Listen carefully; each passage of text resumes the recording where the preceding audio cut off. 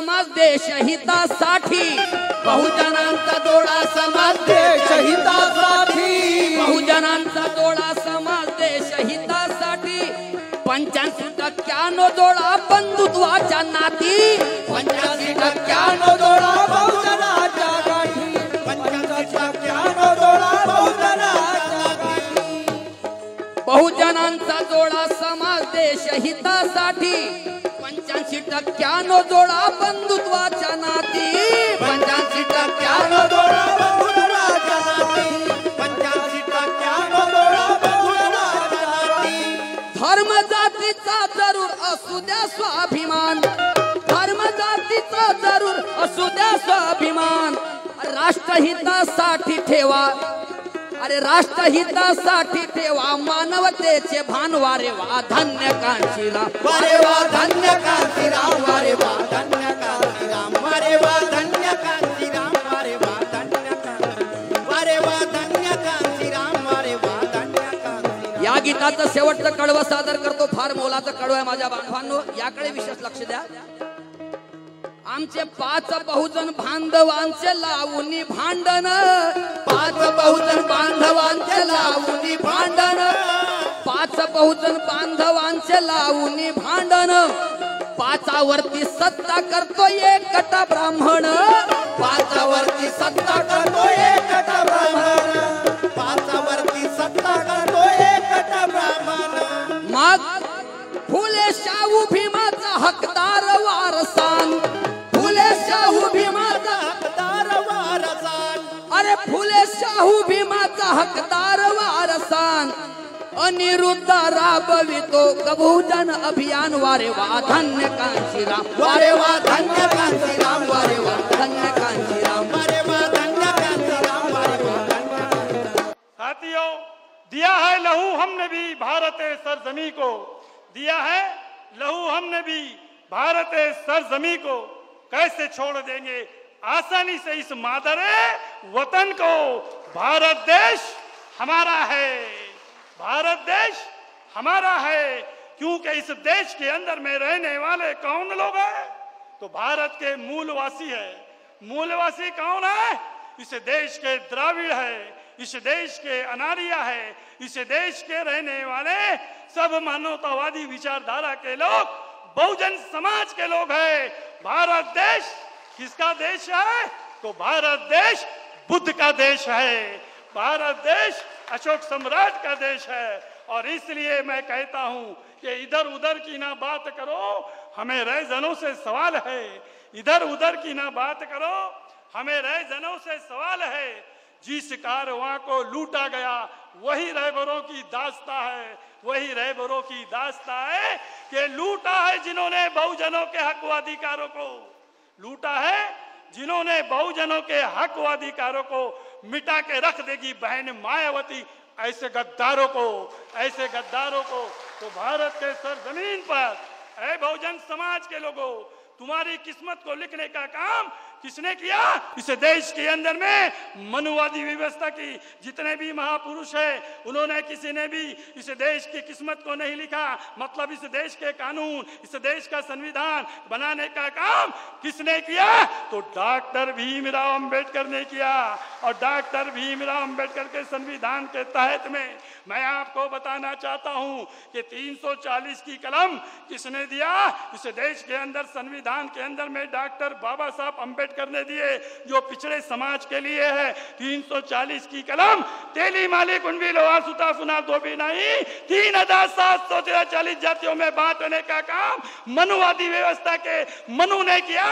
इसी तरह 341, 342 अनुसूचित जाति जनजाति के लिए इस देश के अंदर में संविधान में डाला. मैं मुस्लिमों से भी अपील करता हूं कि भारत के सरजमीन पर रहने वाला मुसलमान, ये भारत किसका देश है? तो ये भारत देश हमारा है. हमने इस देश के अंदर में लहू बहाया है. और इस देश का संविधान किसने लिखा? हमारे बाप डॉक्टर भीमराव अंबेडकर ने लिखा. मुसलमानों से अपील करता हूं कि अनुच्छेद कलम 25 के लेकर 30 तक जो लिखा गया गया है वो मुस्लिमों के लिए लिखा गया है। और इस देश के अंदर में डॉक्टर बाबा साहब अंबेडकर संविधान नहीं बनाए होते, क्योंकि 26 नवंबर 1949 को इस देश का संविधान डॉक्टर राजेंद्र प्रसाद के हाथ में दिया गया और 2 साल 11 महीने 18 दिन के अंदर में कंप्लीट किया।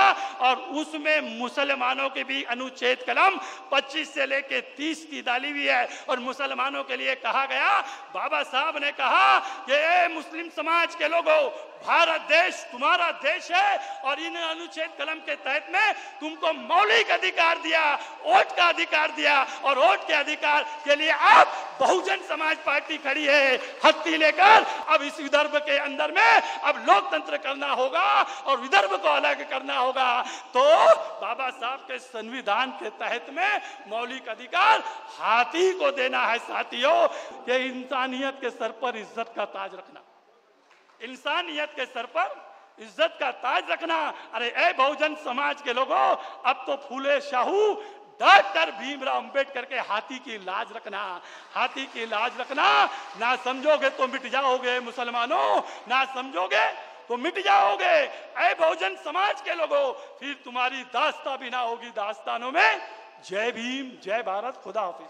सर्व पदाधिकारी बंधू आणि भगिनींनो, बंधूंनो, या देशामध्ये जो 85% बहुजन समाज आहे, या बहुजन समाजाला हजारो वर्षापासून या बहुजन समाजाला शिक्षण, संपत्ती आणि सत्तेपासून दूर ठेवलं गेलं। आणि त्यामुळेच बाबासाहेबांनी त्या मनुवादी प्रवृत्तीविरुद्ध या भारतामध्ये बंड पुकारला आणि सांगितलं होतं की जा आणि आता आपल्या घराच्या भिंतीवर लिहून ठेवा की तुम्हाला या देशाची शासनकर्ती जमात बनायची आहे। आणि ते स्वप्न बाबासाहेबांच्या उत्तर प्रदेशामध्ये एक वेळा नाही तर 4दा बहन मायावतीजी मान्यवर काशीराम साहेबांनी पूर्ण करून दाखवला आहे। बहनजी म्हणतात कि जिस समाज का इतिहास नहीं होता वह समाज कभी भी शासक नहीं बन पाता है, क्योंकि इतिहास से प्रेरणा मिलती है, प्रेरणा से जागृति आती है, जागृति से सोच बनती है और सोच से ताकत बनती है, ताकत से शक्ति आती है और शक्ति से शासक बनता है। हजारों वर्षापासूनचा इतिहास आहे। आपण या देशाचे मालक होतो, परंतु जे काँग्रेस, भाजप, सेना, राका या पक्षांनी आपल्याला इथं गुलाम ठेवला आहे आणि या गुलामीचा अंत करण्यासाठी बहुजन समाज पार्टीच्या माध्यमातून आपल्याला आता महाराष्ट्रात येणाऱ्या विधानसभेत बहुजन समाज पार्टीचे जास्तीत जास्त आमदार बहुमतात निवडून द्यायचे आहे आणि महाराष्ट्राच्या विधानसभेवर हत्ती चिन्ह असलेला निळा झेंडा फडकवायचा आहे। आणि या महाराष्ट्राच्या शेतकऱ्याच्या आत्महत्या आहे, बेरोजगारीचा प्रश्न आहे, विकासाचा असंतोलपणा आहे, तो दूर करण्यासाठी आपण आता या विधानसभेच्या निवडणुकीत सिद्ध व्हा। आपले मत विकू नका, आपल्या मताची किंमत मीठ भाकरी सारखी समजू नका आणि बहुजन समाज पार्टीच्या हत्ती चिन्हाची बटन दाबा आणि प्रचंड बहुमताने मोठ्या संख्येत महाराष्ट्रात आमदार निवडून आणा, बाबासाहेबांचे स्वप्न पूर्ण करा, हीच या प्रसंगी मी आपणास विनंती करतो। या ठिकाणी मान्यवर माने साहेब आपल्याला अमूल्य मार्गदर्शन करणार असल्यामुळे इथंच थांबतो। जय भीम, जय भारत। यानंतर बहुजन समाज पक्षाचे राष्ट्रीय महासचिव, विदर्भ मराठवाडा खानदेशचे प्रभारी आदरणीय ॲडव्होकेट डॉक्टर सुरेश माने साहेब हे आपले मनोगत व्यक्त करतील। सकाळपासून 9-10 वाजलेपासून 2 वाजेपर्यंत आले, गेले 3-4 तास आपण या हॉलमध्ये अत्यंत गरमी होत असताना प्रचंड उत्साहामध्ये जोशामध्ये आपण या हिंगणा विधानसभा क्षेत्रातील सर्व बहुजन समाज पार्टीचे समर्थक एवढ्या मोठ्या संख्येनं आणि आवेशामध्ये उपस्थित आहात यावरून नक्कीच विश्वास वाटतो की येणाऱ्या विधानसभेमध्ये हिंगणा विधानसभेचा हत्ती मुंबईला पोहोचल्याशिवाय राहत नाही. हिंगणा आणि आजूबाजूचा परिसर हा सुरुवातीपासून बहुजन समाज पार्टीचा एक आंबेडकरी चळवळीचा गड मानला जातो, एक किल्ला मानला जातो.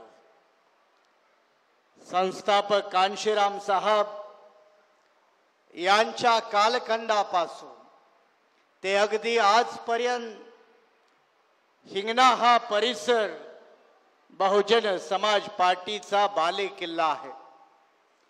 आणि बालेकिल्ला असल्यामुळं आपण अनेक लोकल बॉडी इलेक्शनमध्ये तालुका पंचायत स्तरावर, ग्रामपंचायत स्तरावर, जिल्हा परिषद स्तरावर आपल्या पक्षाची मोठी ताकद दाखवीत आपल्या पक्षाची माणसं सुद्धा तुम्ही निवडून आणलेली आहेत. ही तुमची या ठिकाणची ताकद आहे. पण गेल्या विधानसभेला आपणाला इथे फार मजल मारता आली नाही. गेल्या विधानसभेला तुम्ही 9-9.5 हजाराचा प्रवास केला. पण गेल्या लोकसभेच्या निवडणुकीमध्ये तुम्ही 20-22च्या दरम्यान आहात, 20-22 हजाराच्या दरम्यान आहात.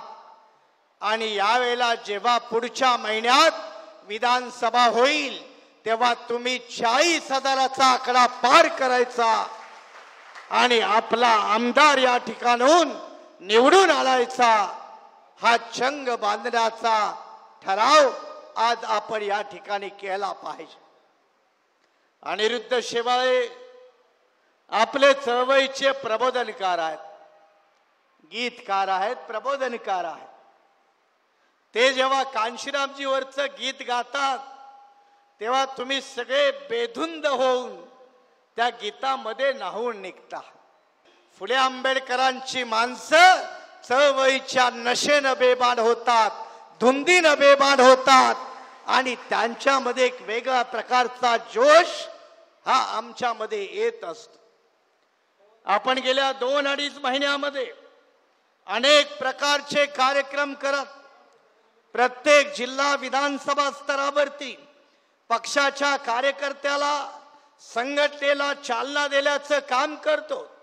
महिला आघाडीच्या माध्यमातून महिला असतील, बामसेफच्या माध्यमातून बामसेफ असेल, BVFच्या माध्यमातून BVF असेल आणि बहुजन समाज पार्टीच्या माध्यमातून राजकीय स्तरावरचे लोक असतील.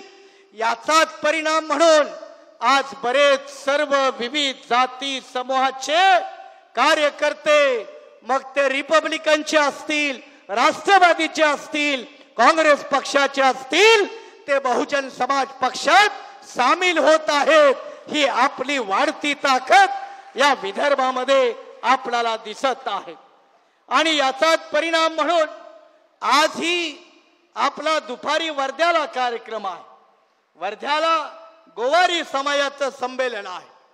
संध्याकाळी नागपूरला युवा वर्गाचं संमेलन आहे. याचाच अर्थ असा की सर्व समाज घटकातील माणसं आपल्या कांशीरामजीच्या, मायावतीच्या, आपल्या बहुजन समाज पार्टीच्या चळवळीला मोठं झालेलं पाहू देखतात. त्याला बघायची इच्छा आहे, पाहायची इच्छा आहे. आमचा आमदार खासदार बघण्याची इच्छा आहे. आपण आतापर्यंत करू शकलो नाही, पण येणाऱ्या विधानसभेमध्ये काही वाटल ते झालं तरी चालेल, पण आपला आमदार या ठिकाणातून निवडून आला पाहिजे.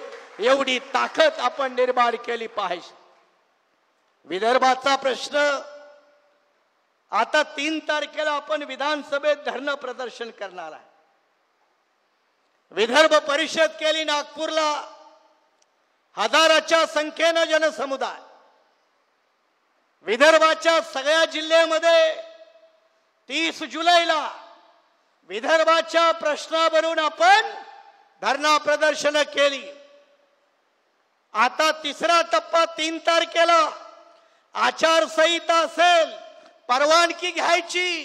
परवानगी घेऊन वेगळा विदर्भ झालाच पाहिजे. या ताकदीसाठी हजारोच्या संख्येनं तुमच्या विधानसभेमध्ये धरणा प्रदर्शन करा. विदर्भाच्या भूमिकेवर काँग्रेस पक्ष आणि भारतीय जनता पार्टी, शिवसेना या सगळ्यांनी विदर्भाला विरोध केलेला आहे. स्वतंत्र विदर्भाला विरोध केलेला आहे. अरे स्वतंत्र विदर्भ झाला तर आपला आंबेडकरी विचाराचा माणूस इथला पहिला मुख्यमंत्री होईल. तो पहिला मुख्यमंत्री करण्यासाठी काय म्हणून नको. भारतीय जनता पार्टीवाले म्हणे आमचं सरकार आल्यावर करतो. आता सरकार आलं, बीजेपी वाल्यांनी तोंड फिरवलं. आता म्हणे विदर्भ आमच्या अजेंडावर नाही. काँग्रेसवाल्याने तर विदर्भ केलाच नाही. शिवसेनेचा, दुसऱ्या छोट्या मोठ्या हिंदुत्ववादी संघटनेचा प्रचंड विरोध आहे. आणि अशा वेळेला आपल्या पक्षाच्या राष्ट्रीय अध्यक्षा बहन कुमारी मायावतीजी यांच्या आदेशावरून आपण स्वतंत्र विदर्भाचं आंदोलन आणि निवडणुकीतील मुद्दा आपण स्वतंत्र विदर्भ बनवलेला आहे. काही माणसं म्हणतात निवडणूक आली की तुम्हाला विदर्भाचा मुद्दा आठवणीत येतो. गोष्ट खरी आहे. आम्हाला खोटं बोलायची सवय नाही. निवडणूक आल्यावरच मुद्द्याची चर्चा झाली पाहिजे. विदर्भाच्या मुद्द्यावरून तुम्ही विदर्भवादी मंडळीला मतदान करणार आहात का विदर्भ विरोधी पक्षाला मतदान करणार आहात, याचा फैसला विदर्भातील जनतेनं केला पाहिजे. आणि या प्रकारची भूमिका आपण लोकांना, मतदाराला घ्यायला लावली पाहिजे. बाबासाहेब आंबेडकरांचा बाप आहे, आमचा पत्ता आहे, तुम्हाला तुमचा पत्ता नाही. आणि म्हणून तुम्ही इकडं तिकडं सुटलेला आहात. आणि म्हणे मग मायावतीवरती टीका करायची, बीएसपी वरती टीका करायची. येणाऱ्या विधानसभेमध्ये हत्तीची ताकद दाखवून देऊ आणि हत्तीचे दात तुमच्यामध्ये घुसवून देऊ. तेव्हा तुम्हाला आंबेडकरी शक्तीची ताकद महाराष्ट्रामध्ये दाखवावी लागेल. आणि म्हणून येणाऱ्या विधानसभेमध्ये गेल्या वेळेला तुम्ही 20-22 बोरकर 20-22 हजारापर्यंत होता. आता तुम्हाला 40,000चा टप्पा पार करावा लागेल. पुतळ्याला तुम्ही हार घातलात, ऑफिस खोललं, भव्य मेळावा केलात, प्रचंड कार्यकर्ते जमवलेत, त्यांच्या ताकद आहे.